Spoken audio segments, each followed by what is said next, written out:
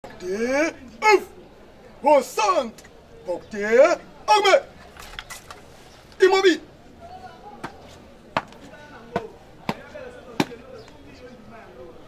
Monsieur le président du tribunal militaire de garnison Kinshasa Gombe, mon major, la police audience est rangée pour vous rendre les honneurs et vous présente les prévenus qui comparaissent à l'audience de séjour. Commandant police audience, sergent-major Balangi Ikokota Papi.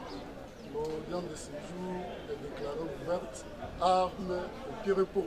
À vos ordres, mon major.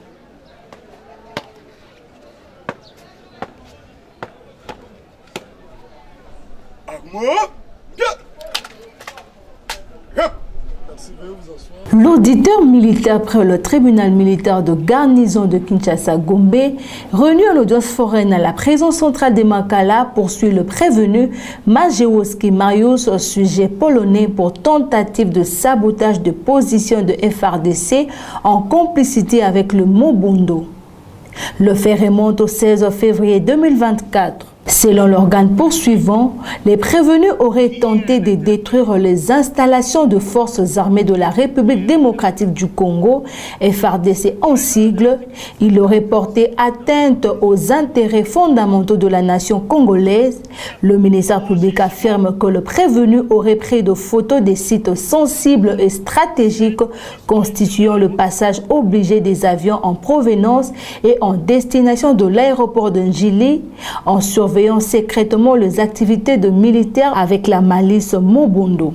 Le prévenu aurait effectué un déplacement éclair en date du 15 février 2024 en destination de Lubumbashi, Kalemi, Goma, Kisangani et retour à Kinshasa pour se retrouver à Kinshasa le 16 février de la même année au bord d'un taxi privé à destination du franc en possession de shillings ougandais, de dollars américains et quelques francs congolais. À l'audience du jour, le tribunal commence par l'identification du prévenu. Allez lui demander de donner son nom à l'entièreté. My name is Mariusz Majewski. Mon nom est Mariusz Majewski. On commence par Mariusz ou bien on commence par Majewski? What do we start with, Mariusz or Yes. Majewski? Mariusz. Les avocats de la partie prévenue affirment que leurs clients auraient été mis en détention irrégulièrement. Ils soutiennent également que leurs clients souffriraient d'une maladie pendant plus de 10 ans, conformément au rapport médical en provenance de son pays. Ils sollicitent du tribunal d'accorder la mise en liberté provisoire à leurs clients au motif que sa fuite ne serait pas à craindre. Le tribunal, sa mise en liberté provisoire.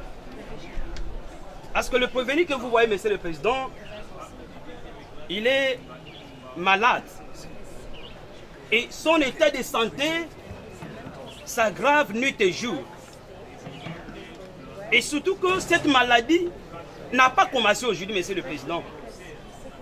Cette maladie a commencé il y a cela 10 ans. Et par rapport à l'article 17 et la combinaison avec l'article 205 de la procédure pénale militaire, par rapport à la protection de l'intégrité physique d'une personne, monsieur le président, et à la sacralité de la vie. La détention, elle est une exception. Tandis que la liberté en est la règle. Et deuxième rapport, c'est le rapport médical établi par le centre pénitentiaire, là où il se trouve, nécessite des soins appropriés. Cela nécessite des soins appropriés. Et surtout que sa fuite n'est pas à craindre. Vous allez comprendre, depuis le jour où il a été arrêté, et le jour de son audition, il s'est passé pas mal de jours. Et que le délai de 48 heures, comme voulu par le code militaire judiciaire, le code procédure pénale ordinaire, n'a pas été respecté. Mais la conséquence logique, c'est quoi? Que le tribunal puisse... Soit tu ne peux pas lever la main levée de l'intention, mais que le tribunal puisse mettre la personne en liberté provisoire. Le 7. nécessité légale. Et nous avions dit... Le ministère public affirme pour sa part que le prévenu aurait été mis en détention régulièrement. Il soutient que la partie prévenue aurait apporté aucun rapport médical pouvant attester la maladie de leur client. Il sollicite du tribunal de dire non fondée la demande de mise en liberté provisoire sollicitée par la partie prévenue. Monsieur le Président, lorsque nous lisons cette requête, il y a du méli-mélo, abracadabra. Donc le Conseil est en train de mêler des choses qui ne peuvent pas être mêlées.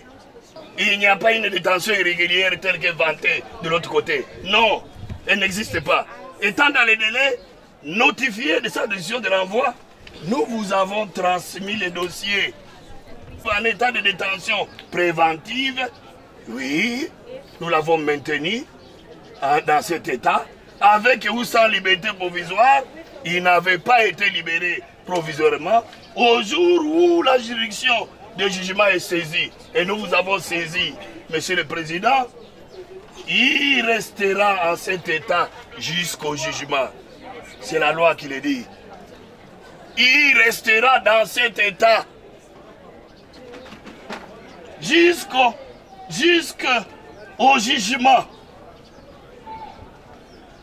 Monsieur le Président, cette disposition de la loi balaye tout ce que son conseil a prétendu vous entraîner. Monsieur le Président, vous allez dire recevable, mais non fondé. Vous allez balayer lorsque vous allez vous retirer. Nous avons dit. Le tribunal clôt le débat et prend la requête en délibéré pour rendre son jugement avant dire droit dans le délai de la loi.